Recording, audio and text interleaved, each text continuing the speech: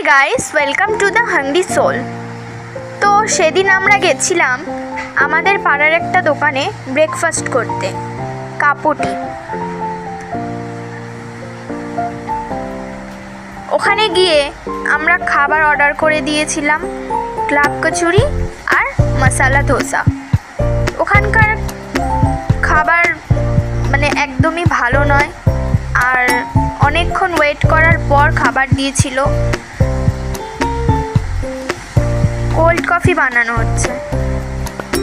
Cold কফিটা আমরা নিইনি, এটা অন্যজন অর্ডার দিয়েছিল। আর ভালো পরিবেশনও ভালো নয়, খাবারটা একদমই ভালো নয়। এখানে চলে এসছে মশালা ধোসা, আর খুব নোংরা জায়গাটা একদম পরিষ্কার নয়। মশালা ধোসা আর ক্লাব কচুরি, খাবারের কোনো টেস্ট নেই, খাবার খুব বাজে। Thank you. Like, subscribe and comment, share.